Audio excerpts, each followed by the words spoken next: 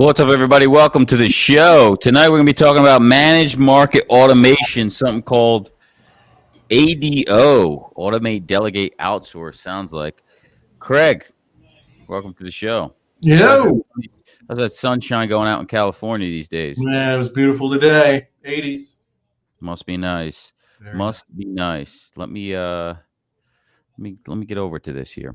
So, those that don't know, show sponsor, Virtue Health. It's funny, I talk to you a lot on the call, a lot of you on demos, and they're like, well, I've been following you for years. I don't even know what the hell you do. I don't even know what Virtue Health is. I says, I guess I need to start pitching more on the show, which I don't like to do. But those that don't know, need to know, Virtue Health is a stop-loss purchase consortium. Stop selling your clients that are small to mid-sized businesses traditional stop-loss. It fails the client, it fails you, and you will get fired in certain situations. Check out the webinar April 5th. Let me pull this up here. April 5th, we're going to have a webinar, Why Traditional Stop Loss Fails Small to Mid-Sized Businesses and Gets You Fired. Go ahead and register for that event. We're going to run it monthly, I think, for the next 8 months, so I can keep it fresh in your guys' head. So follow our marketing here, guys. If you're looking to do marketing, copy the stuff that we do. We spend a lot of money. We've got a few people doing it, and we're going to just hit them over the head with. You look at it, Craig, right? Been around almost 4 years now with the show. Some people listening, they don't even know what the hell it is that we do, okay? And that's my fault for not selling it more on the show. But we're going to just keep hitting them over and over and over. So that's just a lesson for you with prospects is they need to hear your message more than once, clearly. Oh, for sure. Yeah, ain't that the truth? Over and over and over again, 9, 10, 12, 15 times. Because at the end of the day, who are they going to remember? The person who is persistent. What is the old saying? I mean, I remember my kids were in Taekwondo. Yeah, they just say, persistency is 90% of success. Just keep doing it. Everyone else will quit. Absolutely. Let me put the link in the comment section. Oh, it's only let me put it on YouTube. But go ahead and virtuealliance.com. You'll see the webinar tab. What else? Hold on, let me pull this up here. Next week, got a good one next week for you. Going to have a guest. Going to have James Rainwater, my tax strategist / accountant, does the accountant filing taxes. But the guy has saved me a significant amount of money already in deductions. Strategy. Think about what we do for our clients, right? I always just say to prospects is you have an accountant, right? And they file your books. They maybe do your bookkeeping. They file your taxes every year, but they're not telling you how to reduce your tax burden, right?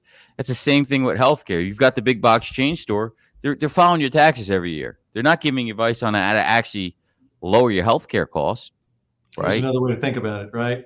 Most accountants are historians. They're not tax planners. Most brokers buy and sell insurance, but they don't manage risk. That is true. Next week, you can get some gems on, I remember I hired him because he kept prospecting me. What a smart guy, right? Facebook ads and emails. And he would put out a blurb when the taxes change. And he said, hey, the wash sale does not apply to crypto. It's deemed an asset, not a stock. So basically, let's say Bitcoin, which is making the run back. 44,000. You buy it at 50,000, it went to 65, and now it's back to 30. Well, if you sell it, you can tax harvest it. You could sell it and then rebuy it immediately, and you get the whole deduction, okay, towards any other capital gains. It's called tax harvesting. In stock world, it's called a wash sale. You can't rebuy it for 30 days if you want to take the loss. So I had sold the property for $100,000 gain, and basically when Bitcoin took its first dump last year, I had sold it at $100,000 loss and then just rebought it. And now I took away that whole gain, which probably saved me, because I was living in Jersey with state tax, 23.5 plus 10, so 33%. So the guy saved me $33,000 with that email. So that got him hired, right? And a lot of other strategies, real estate stuff, first year depreciate, all kinds of good stuff. As you guys start making more money, your number one expense is going to be taxes. So be sure to tune in. We'll have them on there. We're going to have a bookkeeper on in a few weeks. Get your book straight. None of you probably are doing it. I didn't do it well, but I'm doing it now. So let's talk about today's show. Craig, you've been around a long time. I met you, and I saw that you didn't even know that you still had a retail business. Those that don't know, that's an insurance brokerage to employers. You didn't know you weren't weren't just on the wholesale side, and realized, wow, he has a company that basically runs itself. Craig, I think you're breaking up for whatever reason. You're hardwired, right? Yes, I am. All right. Maybe it's mine. Hopefully it's mine. If you guys I'm on my second mic because I don't know what's going on, bro. Okay. Well, tell us a little bit about how you made that transition to automating or self-running that brokerage business, because as you say, this is a lifestyle business. Once you build the block, depending on where you want to go, do I want to grow it significantly more? Do I like what I have and I want to maintain and live a little lifestyle? Yeah, it's very common in this industry, which is really nice. If you're confident and skilled enough, you can use this industry to manage a very nice lifestyle and do cool things. And so for me, when I was a younger man, autonomy was my number one goal. I worked for somebody out of college for 18 months, and then I went out on my own, and was out on my own ever since. So when it came time to run an agency, I had really cool things that I wanted to do with my two sons when they were growing up. So my older son was in Scouts, and I was a Indian Guide leader, a Cub Scout leader, a Boy Scout leader, troop leader. And we had a great troop, and we'd go out every month, and we'd go climbing, and we would camp, and we would do stuff. And my son was the avid, crazy mountain biker. And finally, when he popped his front tooth out and broke his nose in Whistler, Canada, while wearing a full face motorcycle helmet, but the handlebar just popped him in the mouth, right in that narrow opening off of a jump. That was the end of his career. But we mountain biked all over the Western United States, and Utah, and California, and Montana, and Big Sky, Montana, and Whistler in Canada. It was just fantastic. And then my younger son was a paintball player, and we went from nobody to the number one team in the United States 3 out of 5 years. My son had 250,000 frequent flyer miles by the time he was 20. We even played in Europe. We played in Germany and France and Belgium and England, and just had a great old time. So in order to do that stuff, you have to have systems in place and automation in place and staff in place to take those calls, handle those service things, and deal with all the usual stuff. Wait, you mean that I don't have to answer every email that comes in from my customer as the agent? Some of the brokers I talk to, I have to answer everything immediately. Yeah, my statement to them is your clients train you or you train your clients on a scale of 1 to 10, 1 being least important, 10 being most important. You can't treat everything like a 10, or you will condition people to think that you're just sitting around doing nothing and can respond to an email in 15 minutes. That's a bad way to manage your business, in my opinion. And so we had no problem just, managing expectations. And we had our own CRM, a client relationship management database, in 1995. Because what I realized was, you know what?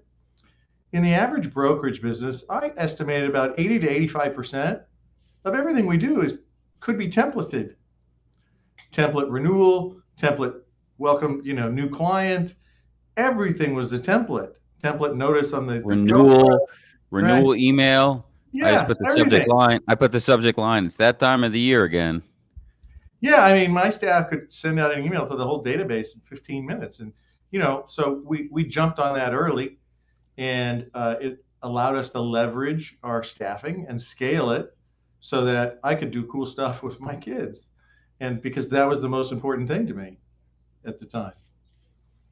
Yeah, at some point you've got to it's in order to grow, and a lot of us are small or mom and pops, 2-3 employees, make good a living, have a good lifestyle, but as you start to grow and bring on employees, you've got to have some sort of process or system in place.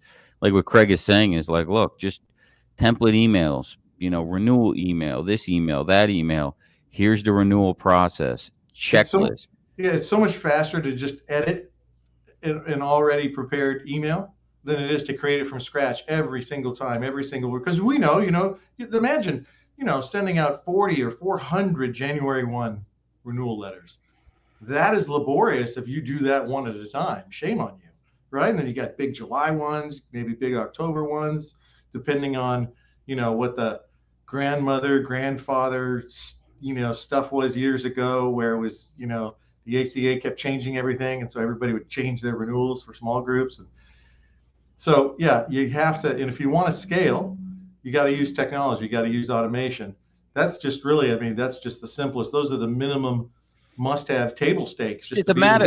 It's a matter of doing it. I hate to do it. I hated doing it. You can even make your account manager do it, right? Sure. But it just once you get it done, then it's so much easier. Checklist. I always use checklist when somebody new starts. Like, check off every single step, then scan that in with all the documentation, so I know that you did every single step. Yeah. And then when you don't need the checklist anymore, that's great. But for now, you're going to use the checklist. And so putting that in place. You've heard it 100 times, right? Don't do $12 an hour work. Have someone else do that. It is just not worth your time. And there's just, frankly, I think it's a way for people to hide. I'm so busy. This is the easiest business to be busy in, but it's apparently very difficult for many to be effective and productive. And so what they do is they hide behind that work, because then they don't have to prospect. They don't market. They don't network. That's scary. That's scary. They're the smartest people who have no one to talk to. Sounded like me back in the day. I had to do everything, but at least I knew to hire a full-time cold caller to generate prospects. But what I can tell you is a big mistake that I made was, not. You talk about outsourcing, right? Automate, delegate, outsource. Well, the great outsource is the general agents, let's say, because they want your business. They want your block of business. And so you can go in where I always had to have my hands on everything and think, no, you don't know what you're doing. You don't know how to market. You don't know how to put it in a spreadsheet, blah, blah, blah. But what I didn't realize is like, well, I could get them to do all the work and get to the end and then just review it and then find errors. And I always thought I had to do everything. Then I realized, then I had less time, and I said, screw this. I don't have the time to do it. Let them do that. So you go to a GA and say, hey, look, I'll give you my whole block under these conditions, right? And that's how I move my block as a GA. I want this, this, this, and this. If you're willing to do that, great. And then I taught my account manager to lean on them for everything. Don't do any of this stuff anymore. It all goes to them. You review it like a manager. And that saved me so much time I can't even tell you. The CRM created a agencysmart.net is who we use, made by a broker out of New Jersey, designed it specifically for benefits brokers. He added a quoting portal on there, like the benefit or whatever the Health Connect used to be. I think that was called. But that one looks shitty. This one, really fancy spreadsheet, and it just automates. I mean, you could literally quote a small group of 25 lives, and in 5 minutes selecting off plans without. We used to do it manually. That saved a ton of money, ton of time, which is money. So there's all little things that you can implement into your practice to help generate more time for you and even your staff, and just take down less burden on your staff. It's a no-brainer. You got to use technology. That's why you see what they call the tech stack. What's the average organization use? How many tech solutions, Craig? Over 50. Over 50 different SaaS providers. SaaS, those that don't know, software as a system, right? Zoom is a SaaS system that we're StreamYard that we're using. SaaS. So getting account manager training, I think, and getting the right person, good luck with that. That is the hard part. Finding the right person. If you can find them, get them the training. The life they will give you. I mean, Craig, what type of life did Carly give you? Exactly the one that I wanted, which meant, I could be a world champion, coach, having a great time with a bunch of, 15 to 21-year-olds for 6 years. And, it's fantastic. Hey guys, if you got any automation or tips, go ahead and put them in the chat below. Don't be scared here. Yeah, nowadays, my gosh, I mean, we were so early in the cycle back in the 90s that, yeah, now, I mean, there's multiple vendors that do all this stuff, but there's still, I talk to, and you talk to the brokers who still have this mentality that they have to do everything themselves. And here's what I learned. In hindsight, if I was honest with myself, I could tell you that you could probably work 20% harder, but do at least 50% more in revenue. Because what happens when you start to get good at this is it scales, and it doesn't require the same amount of time, talent, or expense to generate a new dollar of revenue once you get good at this. And so if you recognize that, it's not like you have to go, I was the son of a fifth son of a general contractor, and his philosophy, he was old school. If you want to, you work hard. And if you want to make more money, you work harder. And if you want to make a lot of money, you work really hard. And so, that the concept of using your brain was lost on him. But that's okay. That was my pops. And, that's all he knew. And so brokers who get trapped into this idea that they have to do all the work themselves are really, really cutting back on. Well, they're all learning. They don't know, but if you're still doing it for 20 years, you need to wake up and realize you don't have to. I've never made more money than I did in my whole life, and I do dramatically less work than I ever did. Now, there's an exception to that rule is experience, right? It doesn't take me nearly as long to do things. But in the beginning, I was working 15, 18 hours a day when I started my agency because I didn't know shit. It took me that long to market and figure out how to beat the other brokers. But now once you learn how to do it and you can delegate the majority of it, you can It's the easiest half day work. That's what I always said. You work 7 p.m. to 7 a.m. like John, he's a vampire, or 7 a.m. to 7 p.m. like I used to. Take your pick. It's only a half day. We had a question: at what revenue point of book business do you think you need to hire an accountant? Hire an account manager. That's a good question. You could say a revenue number of 200,000, but here's the reality: is what you really got to look at is back then, paying a newer account manager. Let's say you pay him 50 grand all in. How much more business could you write if you didn't have to do any of the service work? Could you write over a 12-month period? Could you write $50,000 more in business if you eliminated all your account management time? Then the answer is hire them immediately. If you're not going to prospect yourself, though, then maybe you don't. You better find some money for marketing for somebody to prospect for you. That's the trick part of the question, right? There is no definitive answer because, like John just said, if you don't have a marketing, a prospecting, a networking system in place, then what's the point of getting an assistant? You're not doing anything with your time anyways. So that's really, it's incumbent upon you to say, I make far more money by being a networker, taking centers of influence out to breakfast, lunch, or dinner, doing ongoing email marketing, LinkedIn marketing, whatever marketing, direct mail, 3D mail pieces followed up with a combo prospecting phone call. Whatever that is, if you're not doing it, then there's no way to answer that question. At what size book do you need to hire an assistant? The right answer typically is immediately because it's going to free up your time. Now, not immediately if you've got zero revenue, obviously. But I mean, if you're doing at least 100,000 in revenue, you've got to, again, take a step back to take 2 steps forward. Remember, it's not 50 grand off 100 by hiring them. It's $4 grand a month that you can offset that by writing more business, maybe, 4 months, 6 months into the year, depending on how good you're marketing. So remember that. Don't look at it at the annual cost. I only got 100 grand of revenue. I'm going to wipe 50 off with an account manager. No, not really, because you're going to catch up and pay for that person over X amount a month with new free time. Yeah, if you followed our programs, you'd learn that, you wouldn't waste prospects. You would go in, you'd see a prospect, and you'd at least walk out of there with a fee. And if you don't know how to do that, you should probably get a demo with John. But wasted opportunities is, probably the second biggest problem that brokers have. Colton says LinkedIn messaging automation and build a webhook that connections go right into your CRM where you can then start smiling and dialing email marketing. You're talking Chinese language to a lot of these brokers. They don't know what a webhook is, Colton. Basically what he's saying is you do an automation and through LinkedIn messaging, and then that's going to go right into your CRM, and then you see who's engaging with that message, maybe, or showing active on it, or is viewing it. Different CRMs have those abilities. Maybe if they visited your website, and so you can go to the warmest. So let's switch over to the marketing. So you can go to the warmest, right? If you send an email blast out like we do, there's going to be clicks, or there's going to be opens and clicks.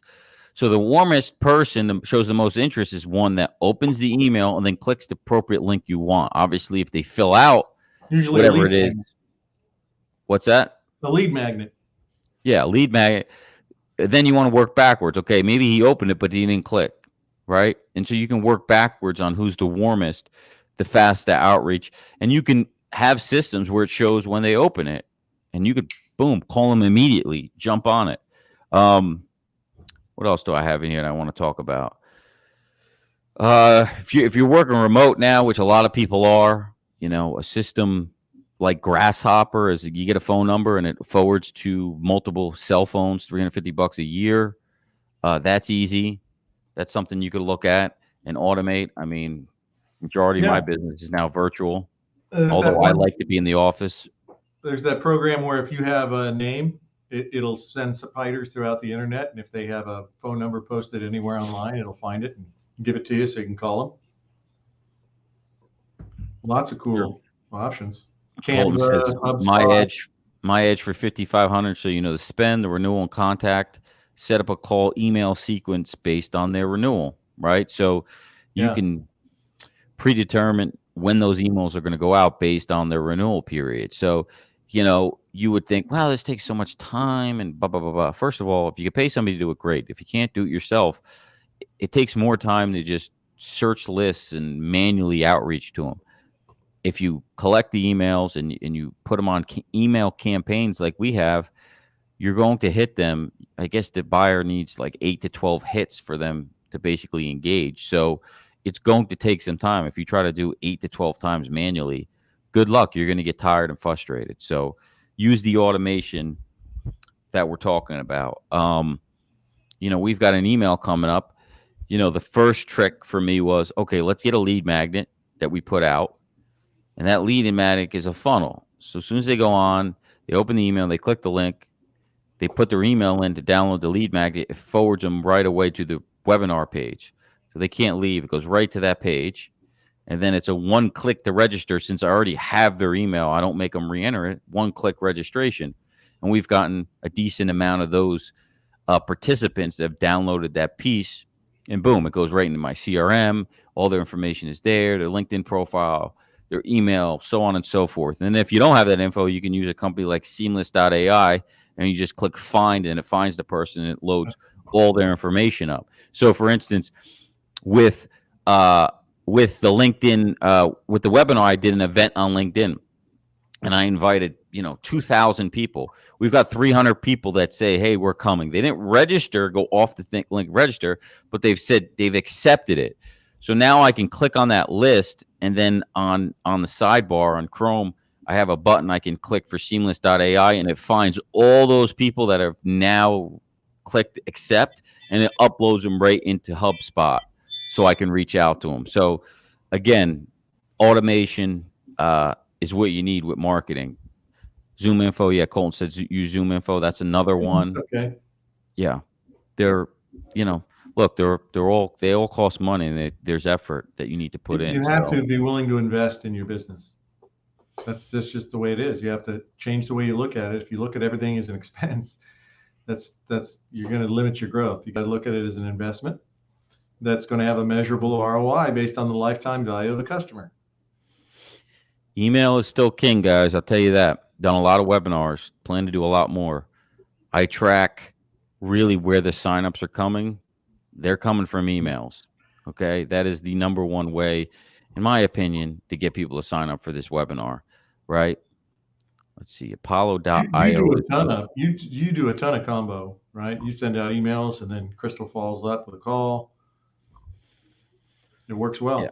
Yeah. I mean, get a system in place, run it.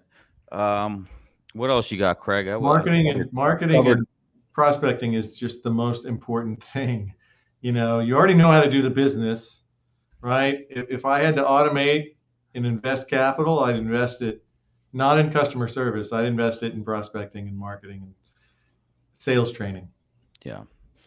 I was talking to an advisor the other day, and he went from buying on the calling program 1 to 3 spots. He's Wow. paying, close to $100,000 for leads because he understands it. This game is marketing. I need to get in front of more people. I got a great story to tell. I'm sharp. I know I can close. I just don't have enough prospects. Two And I A-list, told him, right? 2 A-list closes and it's a break even. he's like, yeah, he's like, I'm listening. I'm marketing. And I told him, I go, you know what I made last year? X, but you know how much I spent on marketing? Yeah, $250,000. So if you want to generate more revenue, there's no secret to it. Pull out your checkbook and write a check. Again, it's monthly. So his 100 grand, let's say he's spending 10 grand a month. Well, that's a annual. You have 12 months to offset that money that you're paying. And now you're free rolling on a gravy train for free marketing. So think smarter. If you just went between smarter. now and October 1, what are we talking about? 7 months worth of investment. Yeah. And some of you guys think you can't market in November and December. It's not true. We know brokers who get appointments in December with cases that are in the process of renewing, or in January that just renewed. We've got a lot of guys that are getting opportunities and people are talking to them off cycle because they're frustrated or they ran out of time or they want to start looking now. Or now they have time. Yeah, now you've got to put in the time to get them eventually. Frank says Mark Cuban started his RX company based on a cold email outreach from a total stranger. Exactly. Now, look, there's things it's called spam where you're not supposed to cold email people. So what? Everybody does it. You want to get your name out there? You're not going to have enough people to download your piece to then reach out to them. You got to reach them some way, whether it be ads, cold calls, or email blasts. Okay? And so we've had a lot of success with it. Had a call with a guy today. He said, hey, I got your email blast. Oh, this is what I was expecting today. It's a great call. Right? So people have preconceived notions, drive the marketing, use automation to do that, and you'll make a lot of money. What else we got, Craig, before we run here? I had a fella today. I mean, I had 2 calls with him. They were both over 1,000 employee cases that he cold called. And in both cases, strangely enough, the incumbent broker was on the call and hearing about the value proposition for the first time. And, we gotten good at not threatening them in that call. But, it just shows you what you can do. I mean, this guy's literally dialing for dollars, and he's able to get middle market companies on the phone open to having a conversation. It can be done. Yeah, it's really not that hard. It's just a matter of working, to be honest. Yeah. I just think that what the message I gotta yell at my team. My text message just went out to join the live just now. We've been having some trouble with that using text messaging. Sometimes the timing for whatever reason doesn't go out the way it's supposed to go, but we'll get that fixed. Yeah. I think that's it, Craig. We were in about a half hour or so here. Yeah. I don't got a whole ton more. Look forward to your next week. It'll be fun. Here's some tax planning ideas. Yeah, guys, pay attention next week. Bring your questions, put them in the chat. We'll talk about a lot of strategy. I'll have him offer. I'm telling him to do free consultations. He usually charges. Do a 1.5 hour consultation with you. The thing I like about them is they do all the tax filing for you. You pay a quarterly fee, and they pay for yourselves multiple times over with ideas and strategies. Like I said, one of the newer strategies I'm looking at now is investment into a Bitcoin mining fund, and the fund gives me year 1 depreciation. Let's say you put 100 grand into it, it gives me, I think, $90,000 deduction off my taxes. Boom, instant money. All right, guys, thanks for joining us. We'll catch you next week, same day, same time, 8 p.m. Eastern, 5 p.m. Pacific. Thanks for joining us, guys. Be well.